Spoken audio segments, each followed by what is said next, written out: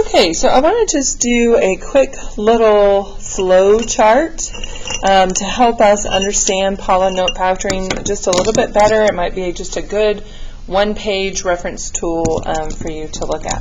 Okay, so when we factor polynomials, remember the very first thing that we should always do first, every single time, no matter what kind of polynomial, is first we need to look for a greatest common factor. That's the first thing that we need to do every single time, is look for a greatest common factor. We also need to look for a leading coefficient, that is negative. And remember, if it is negative, we have to remember to factor out a negative.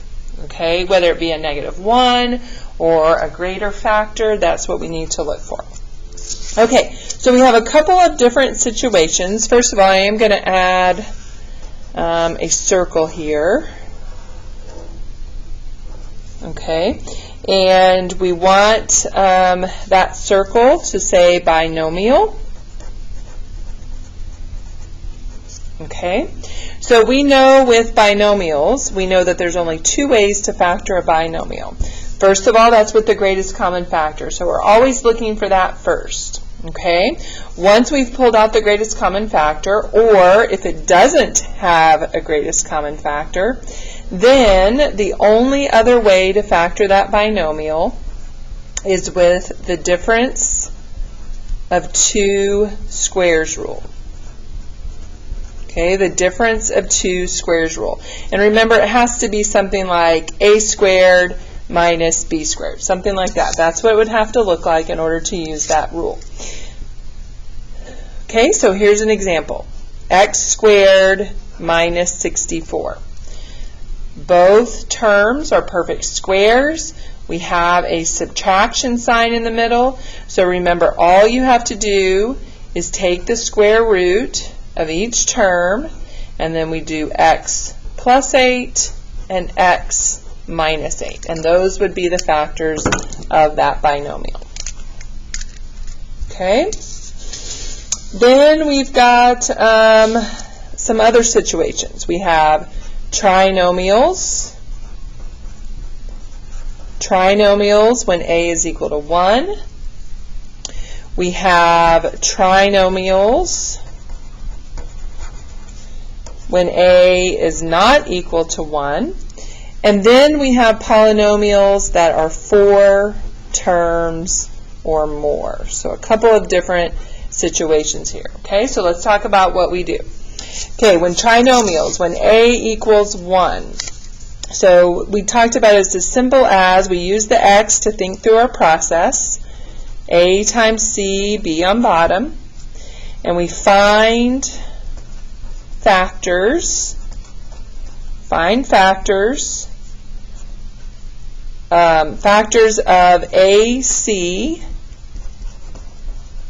that add up to b. It's as simple as filling in the x and then writing our factors. Okay, so let's look at an example.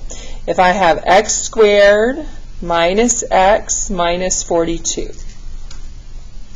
Okay, we're going to make our x, just to think, right? Some of you are probably moving beyond the x. So factors of negative 42 that add up to negative 1. That would be negative 7 and 6. And so the factors of this trinomial are x minus 7 and x plus 6. Simple as that. Okay, no huge complicated process for when the a value is 1. Okay. If we have a trinomial where a is not 1, again, remember, we're still looking for the greatest common factor every single time. Okay, so we have a couple of different options here. When a is not 1, number 1, remember, we could do a perfect square trinomial, and that would actually apply, a perfect square trinomial would also, remember, apply to when a is 1. Or we can do the same thing that we did here, but we're going to have to group, and we're going to have to split the middle term or use the box. Group, split the middle term, or use the box. We're still also making our x to think through it. Okay, so let's look at an example. 30x squared minus 27x plus 6. Okay, first thing we have to do is look for a greatest common factor. Do you have a greatest common factor? Okay, the answer is yes. We have a greatest common factor of 3. So this would be 10x squared minus 9x plus 2. Okay. And now we're going to take this trinomial in parentheses. We're going to make an x. We're going to have 20 on top and negative 9 on bottom. So our factors in the x are going to be negative 5 and negative 4. And so now we're going to either rewrite it, splitting the middle term, or you're going to put it in a box and rewrite it with all the new terms. Now I'm going to ignore the 3 for just a second, but remember that is still part of our final answer. So I'm going to group it. My GCF here is 5x, which leaves me with 2x minus 1.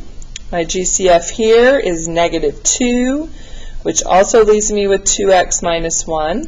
So my factors are 3, 2x minus 1, and 5x minus 2.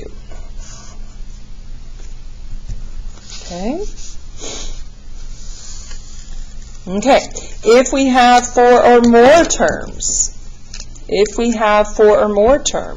remember we're going to go straight to the grouping. We're going to go straight to grouping and pulling out the greatest common factor. So here's an example. 2a cubed minus a squared b plus 10a minus 5b. Okay, it already has 4 terms. We're going to go straight to grouping the first 2, grouping the second 2.